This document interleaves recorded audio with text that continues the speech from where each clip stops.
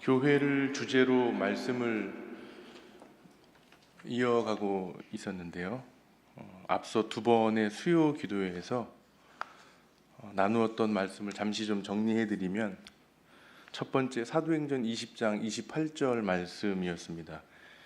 그 본문이었는데, 교회는 하나님이 피값 주고 사신 교회라고 말씀드렸습니다. 하나님이 하나밖에 없는 외아들을 죽이신 그 피값으로 저와 여러분 교회를 사셨다. 그래서 우리 성도에게 교회가 가장 중요하다라고 말씀드렸습니다. 자신의 아들을 죽이시면서까지 교회를 사셨다면 교회보다 중요한 건 없습니다. 사도행전에 주님의 증인된 바울, 또 그와 함께한 사람들이 이 복음을 4번에 걸쳐 전도여행을 다니며 복음과 함께 그들의 땅에 교회를 이렇게 세웠다는 그 사실들을 첫 번째 교회에 대해서 말씀을 나누었고요. 두 번째, 지난 수요일 로마서 12장을 본문으로 교회에 대해서 말씀드렸습니다. 그때 교회는 계속 탄생해야 된다라고 말씀드렸죠. 교회가 이렇게나 많은데 왜 계속 탄생해야 하는가? 하나님께서 교회를 통해 하실 일들이 많으십니다. 에베소서 1장 23절에 교회는 그의 몸이니 만물 안에서 만물을 충만케 하시는 이에 충만함이니라.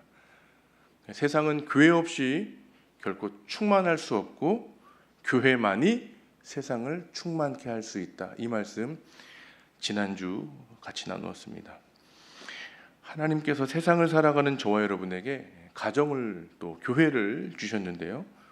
우리의 가정과 우리의 교회가 완성된 가정, 완성된 교회가 아니라고 말씀드렸습니다. 마치 에덴 동산에 아담과 여자를 두실 때 이 두 사람이 에덴 동산을 경작해서 아름답게 가꾸고 만들어 가도록 우리에게 주신 가정과 교회도 우리가 경작해야 된다라고 말씀을 나누었습니다. 이 세상에는 완전한 가정, 완전한 교회는 존재하지 않지만 성도된 저와 여러분들이 공들이고 가꾸고 만들면 그나마 괜찮은 가정, 괜찮은 교회가 될 수 있다는 겁니다. 하나님의 뜻을 살아낼 수 있다는 거예요. 공들이고 가꾸고 만들어야 하는 에너지가 필요한 겁니다. 가만히 있으면 되는 게 아닙니다. 여러분, 시골에 산에 가보세요. 잡초는 가만히 두면 무성하게 자라납니다. 시멘트 바닥을 뚫고 올라옵니다. 예쁜 풀과 꽃은 그렇지 않죠. 잡초에 그냥 죽어버립니다. 그나마 그렇게 괜찮은 교회의 모습으로서 바울이 로마서 12장을 시작하면서 하나님의 모든 자비하심으로 권하며 가장 먼저 해야 될 것을 뭐라고 말씀하셨어요? 오늘 목사님 말씀도 전해주셨는데 뭐죠? 예배라는 겁니다. 어떤 예배요? 영적인 예배. 산제물로 드려라. 로마서는 두 가지 메시지라고 말씀드렸습니다. 1장부터 11장까지는 구원과 복음에 대한 것, 이것을 오직 있는 믿음으로 말미암아 산다. 구원과 복음에 대한 이론적인 말씀을 바울이 힘있게 전했고, 또 16장부터 16장까지 이 이론에 전했던 말씀이 실제로 복음을 살아내는 것으로, 나타나는 것으로 보여지는 것, 복음을 들은 사람들의 삶에 대한 말씀 같이 나누었습니다.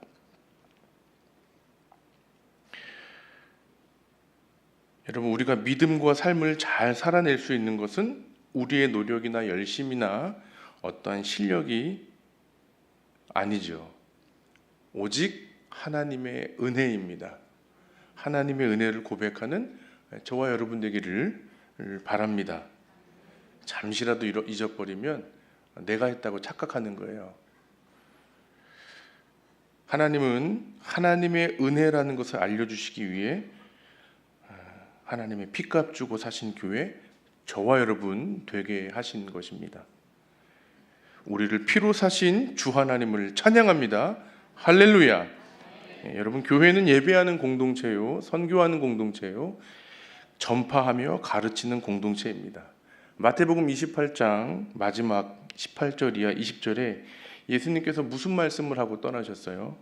예수께서 나와 말씀하여 이르시되 하늘과 땅의 모든 권세를 내게 주셨으니 그러므로 너희는 가서 모든 민족을 제자로 삼아 아버지와 아들과 성령의 이름으로 세례를 베풀고 내가 너희에게 분부한 모든 것을 가르쳐 지키게 하라.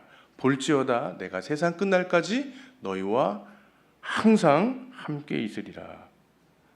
예수님께서 내게 주신 권세를 너에게 줄 것인데 너는 가라. 모든 민족을 주님의 제자로 삼고 아버지와 아들과 성령의 이름으로 세례를 주고 베풀고 예수님의 말씀을 가르쳐 지키게 하라. 여러분, 이걸 한마디로 요약하면 이거예요. 교회를 세워 예배하라. 우리가 눈앞에서 보고도 믿겨지지 않는, 너무도 멋있고 더 이상 높일 수 있는 말을 할 수 없을 때 뭐라고 부르냐면 예술이라고 합니다. 예술은 인간의 감정과 생각, 또 경험과 세계관에 대한 고유한 시각을 특별한 형식에 담아서 기교를 표현해서 사람들로 하여금 소통하고 이렇게 공감을 이끌어내는 창조적인 활동을 예술이라고 하죠. 결과물입니다. 예술이에요. 그런 의미에서 하나님께 올려드리는 신앙의 행위로서 성도가 하는 우리의 예배가 바로 예술입니다. 보통 예술이 아니고요. 이 예술은 종합예술이에요. 우리가 매주일 하나님께 종합예술을 드리는 겁니다. 예배 안에 하나님을 향한 사랑이 담겨 있고 예배 안에 이웃을 향한 사랑이 잘 담겨 있습니다. 이걸 표현해내는 겁니다. 하나님 말씀은 우리의 감정과 생각, 경험까지 모두 하나가 되게 합니다. 찬양을 드리며 하나님과 소통하고 인간들이 공감하며 주 하나님을 높여드리는 것. 그렇기 때문에 예배는 아름답습니다. 이걸 우리 교회가 하는 겁니다. 오래전 일이에요. 하나님을 노래하며 경배할 때 우리의 찬양이 노래만으로밖에 표현할 수 없는가 같이 연구하면서 예배당 중앙에선 찬양팀이 멋진 사운드로 전공자들을 중심으로 하나님을 높여드리는 그렇게 멋진 음악으로 하나님 같이 예배했습니다. 찬양했습니다. 그리고 한쪽 끝에서는 미술가들이 그 찬양에 맞추어서 그림을 그리는 거예요. 이 그림을 통해서 하나님을 높여드리는 겁니다. 찬양과 미술이 끝나자 우리나라 국대 태권도 선수들로 구성된 할렐루야 태권도 선교회에서 우렁찬 기합과 함께 태권도를 하나님께 올려드리며 격파도 하면서 하나님을 찬양했습니다. 상상만으로도 멋있죠? 우리가 그런 종합예술, 하나님 앞에 멋진 예배를 함께 만들어갈 것입니다. 기대하시고 담임 목사님께도 건의해 보세요. 우리도 예배드리며 찬양 미술도 하시고 옆에서 막 격파도 하고 이게 종합예술이에요. 여러분, 우리에게 교회가 이렇게 중요한 이유는 이 세상에서 하나님을 예배할 수 있는 기관이 교회밖에 없기 때문에 그렇습니다.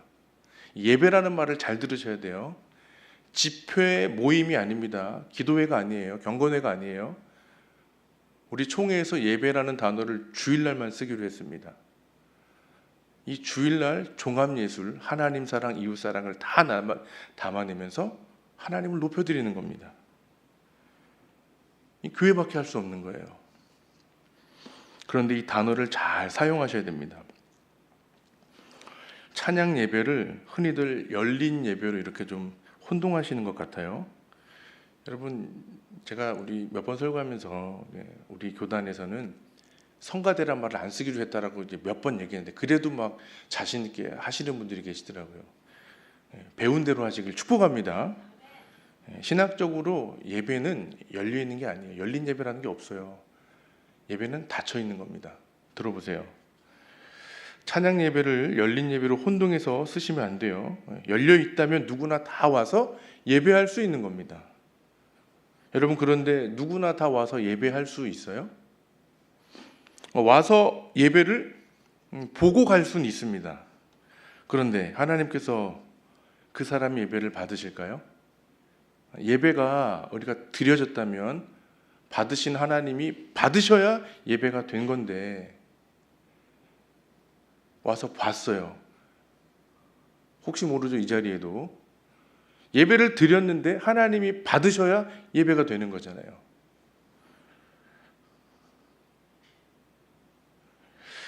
하나님은 영이시니 예배하는 자가 영과 진리로 예배할지니라. 하나님은 이렇게 자기에게 예배하는 자들을 뭐 하신다고요? 찾으시느니라. 하나님이 찾으시는 예배자가 있습니다. 예배는 신앙 고백이 되는 사람들이 하는 거예요. 드리는 겁니다. 지난번 새벽에 말씀 전하신 것처럼 보는 것도 될 수가 있겠죠. 장 보고 온다고 할 때 눈으로 보고만 오는 거 아니잖아요. 엄마 장 보고 올 게 뭐예요? 이것저것 사가지고 오는 걸 장 본다고 하잖아요. 그런 의미가 담겨 있다고 말씀하셨잖아요. 간혹 높으신 분들이 메가처치 예배에 참석할 때가 있습니다. 오래전 부활절, 한국교회가 부활절 연합예배 드릴 때 사회 저명하신 분들을 초대해서 성찬에 참여하도록 했는데요. 그게 교계에서 이슈가 있었어요.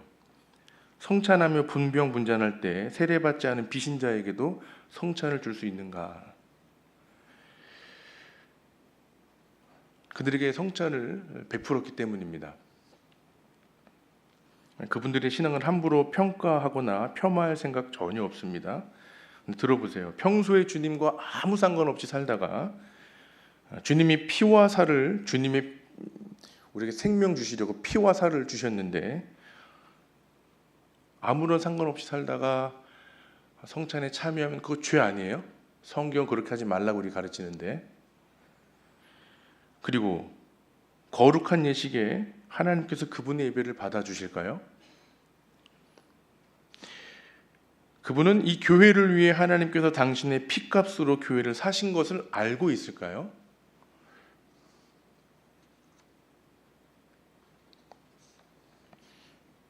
우리가 주님 앞에 예배를 잘 드려야 될 줄 믿습니다. 용어도 잘 쓰셔야 돼요. 열린 예배에 이 용어 사용하지 마시고 그냥 예배하시면 됩니다. 주일은 예배하는 날입니다. 예수님을 구주로 고백하는 사람이 경배하며 자신이 가진 그 최고의 것을 올려드리는 것, 예배하는 것, 이 귀한 예배를 우리 교회가 감당하는 것입니다. 오늘 본문에 대한 이제 세 번째 주제, 또 교회와 구원에 관한 이야기인데요. 바울이 하나님의 교회라는 말을 여러분 즐겨 사용했습니다. 고린도 교회들에게, 또 갈라디아 교회 성도들에게, 데살로니가 성도들에게 하나님의 교회라는 말을 즐겨 사용하면서 오직 교회의 주인과 교회의 소유권이 하나님께 있다라고 말하죠. 믿음의 아들인 디모데에게는 이 교회를 가리켜 이 집은 살아계신 하나님의 교회요 진리의 기둥과 터라고 정의해 주었습니다. 교회는 진리를 수호하도록 말씀을 지키고 말씀을 전파해야 된다. 또 에베소 교회와 골로새 교회는 그리스도의 몸이요 그리스도는 교회의 머리다라고 선포합니다. 여러분, 오늘 본문은 뭐라고 하나요? 짧은 세 구절인데 아까 제가 봉독했지만 같이 한번 읽어보길 원합니다. 31절부터 33절 여러분 성경을 보시면서 오늘 본문 같이 읽어보겠습니다. 시작. 그런즉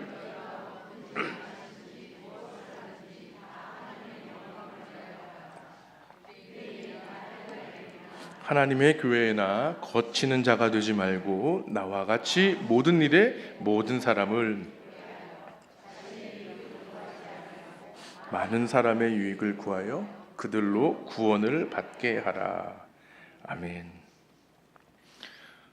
설교 내용을 들어가기 전에 한 번 더 좀 선포하겠습니다. 여러분, 교회만이 구원의 통로가 됩니다. 교회만이 유일한 교회의 통로입니다.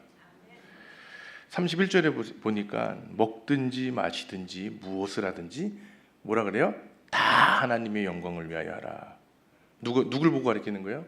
그런즉 너희가 모든 삶의 기준을 하나님의 영광에 맞추라는 겁니다.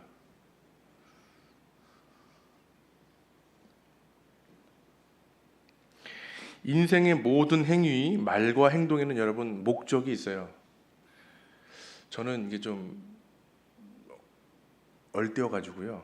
누가 밥 먹자고 하면 그냥 밥만 먹는 거라고 생각하고 밥 먹으러 가는데, 밥 먹자고 하면 분명히 할 말이 있는 거예요. 몰랐어요. 지금도 몰라요. 밥 먹자고 하면 그냥 좋아서 밥 먹으러 나가는데 할 말이 있는 거예요. 여러분, 밥 먹자고 불러놓고 나쁜 말 하지 마세요. 막 불편한 얘기 하지 마세요. 밥 먹자고 부르셨으면 그냥 밥만 드세요. 이 얘기를 왜 했죠? 먹든지 마시든지 무엇을 하든지 하나님의 영광을 위하여 하라. 인생의 모든 행위, 말과 행동에는 목적이 있습니다. 바울은 본문에서 그리스도인의 행위인 말과 행동이 가져야 할 최종 목적지가 무엇인지 두 가지로 말씀해주고 있어요. 하나는 31절이에요. 하나님을 향한 하나님의 영광을 위하여 하라는 것이고, 다른 하나는 33절에 나와 있는 것처럼 사람을 향한 이웃의 구원을 위하여 하라는 겁니다. 이 두 목적지가 만나는 지점이 어딜까요? 교회입니다. 교회만이 유일한 구원의 통로가 됩니다. 교회로 모시고 오세요. 하나님은 하나님의 영광, 구원의 통로로서 우리 교회의 모든 사명을 맡겨 주셨습니다. 교회가 감당해내는 것입니다. 여러분, 이 말씀은 단순히 종교적인 열심을 내라는 건 아니겠죠. 우리의 존재 자체가 바로 하나님의 통로가 되라는 것입니다. 저와 여러분이 하나님의 통로로서 살아가라고 말씀하세요. 사람은 본래 하나님의 영광을 위해 창조되었다라고 말하고, 이사야 43장 21절에는 뭐라고 말씀하세요? 이 백성은 내가 나를 위하여 지었나니 나의 찬송을 부르게 하려 합니다. 말씀하셨습니다. 그런데 죄가 들어와서 모든 게 고장나 버렸습니다. 모든 게 망가져 버렸습니다. 고장난 우리의 존재가 하나님의 영광을 회복하기 위해서 어떻게 해야 될까요? 하나님을 만나야죠. 어디서 만나시겠어요? 교회에서 만나야죠. 예배하며 만나야죠. 우리의 공적인 모임, 바로 예배당, 교회당에서 주님께서 이 신비를 우리 가운데 남겨주셨습니다. 이곳에서 주 하나님을 예배하며 우리 안에 고장난 모든 부분들이 새롭게 되는 것입니다. 심지어는 저는 계속 기도하고 있어요. 하나님, 우리 은강교회에 신유의 은사를 좀 풀어주세요. 예배드리면서 병이 낫는 하나님의 놀라운 은혜가 있기를 하나님 우리 교회에 부어주세요. 그리고 신유의 은사 받은 사람 3사람만 좀 기름 부어 세워주세요. 그래서 3사람이 있으면 막 힘있게 기도하면 낫는 거예요. 여러분, 성경에 나와 있는 기록들이 어떤 소설인가요? 옛날에 있었던 일로 있었지 우리 듣고 그냥 대리만족하고 끝나는 건가요? 아니잖아요. 우리가 믿는 말씀 앞에 하나님께서 그대로 실제로 나타나야 하는 것 아닐까요? 안 나타나는 건 둘 중에 하나입니다. 하나님이 잘못됐든 내가 잘못됐든. 뭐가 잘못됐을까요? 죄입니다. 하나님께서 내가 거룩하니 너희도 거룩하라. 레위기 말씀에 이 거룩이란 말의 원어를 뜻을 보면 이겁니다. 내가 거룩하니 너희들에게 거룩한 것들이 있어야 할 것이다. 왜 거룩해야 될까요? 거룩해야 될 이유는 딱 하나입니다. 하나님 받기 위해서. 조금 더 직설적으로 하나님 쓰시기 위해서. 구약에 가지고 나온 모든 번제 제무들, 화목제, 속건제, 속죄제, 온전하지 않으면, 거룩하지 않으면 빠꾸당했잖아요. 안 쓰시는 거예요. 안 받으시는 거예요. 하나님의 능력이 우리 가운데 오려면 우리가 거룩을 회복해야 됩니다. 나 좀 거룩한 것 같은데, 저희 엄마가 저한테 늘 자주 하시던 말씀, 천만에 만만에 콩떡이다 이 녀석아. 아닙니다. 우리는 몰라요. 여러분, 내가 신앙생활을 잘한다고 생각하세요? 하나님께서 기름 부어주시면, 하나님의 능력이 그 마음껏 임하게 되면 시선이 달라지는 겁니다. 말이 달라지고 행동이 달라지고. 안 되는 이유가 뭐예요? 해결되지 않은 죄 문제가 있는 거예요. 우리 교회 안에 이 모든 죄의 문제들이 다 해결되기를 축복합니다. 회개하셔야 돼요. 그래야 하나님의 거룩의 영이 임해서 하나님이 풀어주시는 여러 가지 은사들이 교회 위에 나타나는 겁니다. 하나님은 주시는데 왜 못 받아요? 분명히 막혀있는 원인이 있는 겁니다. 요사이 몇몇 장로님, 권사님, 안수 집사님께서 제게 수성 목사 됐다고 부르세요. 그러면 제가 수성 목사라 부르지 마시고 수선 목사라고 불러주시라고 하거든요. 그러니까 교회 안에 수선할 게 많아서 그렇게 부르시라는 게 아니고, 저뿐만일까요? 우리는 모두 주님의 능력을 힘입어 수선해야 되는 사람들입니다. 말장난 같은데 진짜 그래요. 우리는 세상에 고장난 여러 가지 것들을 수선하며 세상에 하나님의 성품이 드러나도록, 하나님의 사랑과 하나님의 정의와 하나님의 자비가 나타나도록 온전히 쓰임받아야 할 사명이 있는 겁니다. 그 첫 번째가 바로 거룩의 회복이에요. 그래서 여러분 설교 들으면서 저 젊은 목사는 뭐 거룩한가 보지 이렇게 생각할지 모르겠지만 아니요. 우리 모두는 다 하나님 앞에서 죄인입니다. 회개의 영이 임하기를 축복합니다. 모여서 기도해야 됩니다. 모여서 함께 해야 됩니다.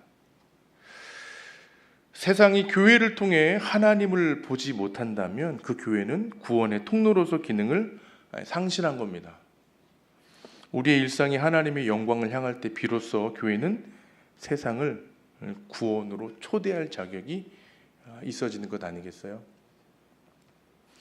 32절을 보세요. 유대인에게나 헬라인에게나 하나님의 교회에나 어떤 자가 되지 말고 거치는 자가 되지 말라고 말씀합니다. 여기 거치는 자 원어 성경을 보니까요, 스칸달론이란 단어를 써요. 사람을 걸려 넘어지게 하는 덫이나 장애물을 뜻하는 단어입니다. 여러분, 거치는 자는 남을 넘어뜨리는 사람이에요. 교회 안에 거치는 자가 있습니다. 못된 것들이 있습니다. 예의 없는 것들도 있고 있습니다. 여러분, 예수님 뽑은 제자 중에 가룟 유다가 예수님을 팔았어요. 예수님이 직접 뽑았습니다. 근데 그 사람이 주님을 팔았어요. 교회 안에 거치는 자가 없을 것 같으세요? 있어요. 이 말에 누구다라고 생각하시면 안 됩니다. 뭐예요? 바로 나는 거치는 자가 되면 안 되겠다라는 마음과 그 다짐을 하셔야 되겠죠. 교회된 저와 여러분이 구원의 문을 가로막는 걸림돌이 되면 안 됩니다. 하나님께서 너무나 속상해 하실 것입니다. 우리 교회를 세상이 하나님께로 나올 수 있도록 하나님께서 우리 교회를 세상이 하나님께로 나올 수 있도록 그 사이에 막힌 담을 허무는 평화의 도구가 되게 하십니다. 바울 당시에 유대인은 율법주의로, 또 헬라인들은 지식과 방종으로 서로에게 걸림돌이 되었던 것 같습니다.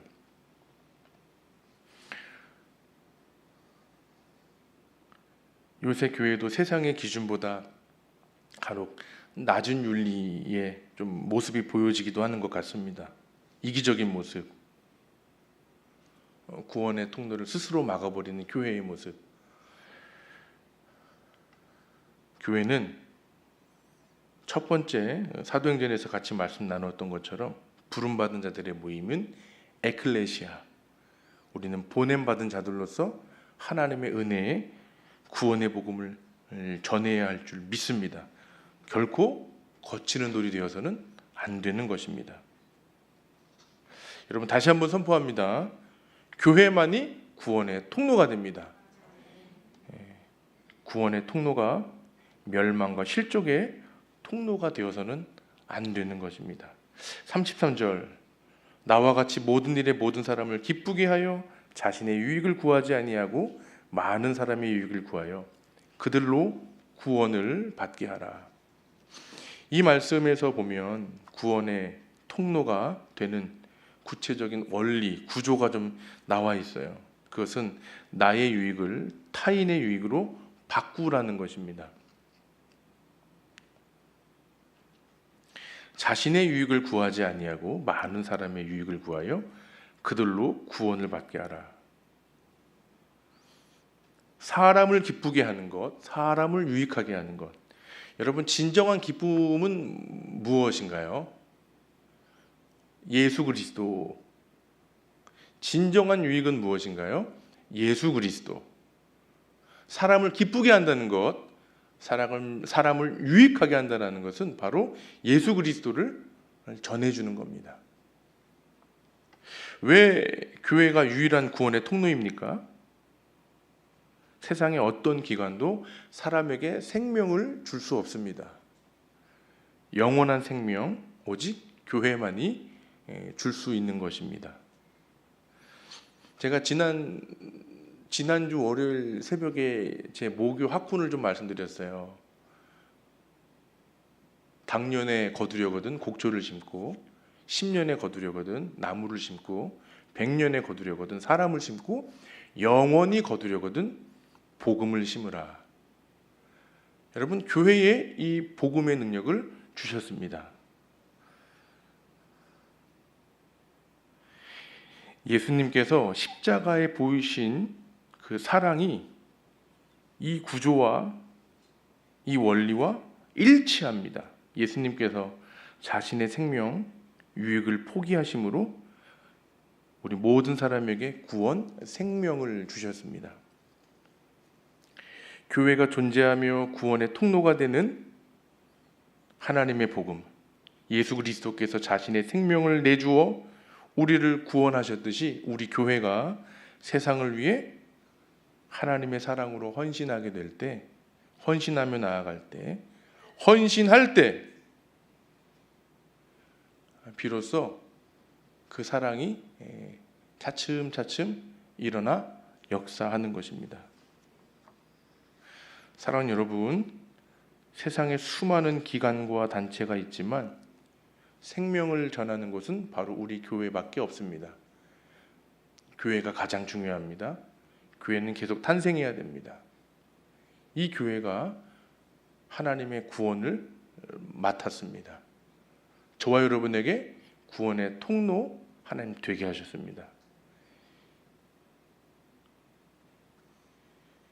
이 말씀에 긍지를 가지시고 구원 맡은 자로서 복된 삶을 사시는 저와 여러분 되기를 주님의 이름으로 부탁드립니다. 기도하겠습니다.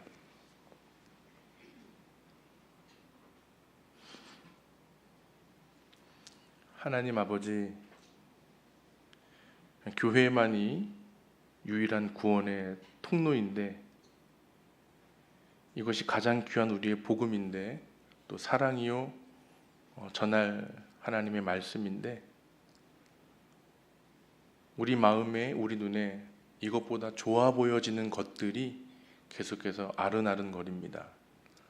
하나님, 우리 마음에 교회를 통해 하나님께서 하나님의 생명을 세상에 나타내게 하신 놀라운 이 복음의 진리를, 비밀을 예배하며 거룩한 공동체 안에서 또 소그룹 모임을 통하여 깨달아 알게 하여 주시고, 그래서 우리 은광교회가 하나님 이 마지막 때에 귀하게 쓰임받는 교회로, 하나님 사용하시는 교회로 주님 저희들을 되게 하여 주시옵소서. 한 분 한 분 우리 주님 예수 그리스도의 이름으로 부탁드리고 축복하며 구주 예수님 이름으로 기도합니다. 아멘.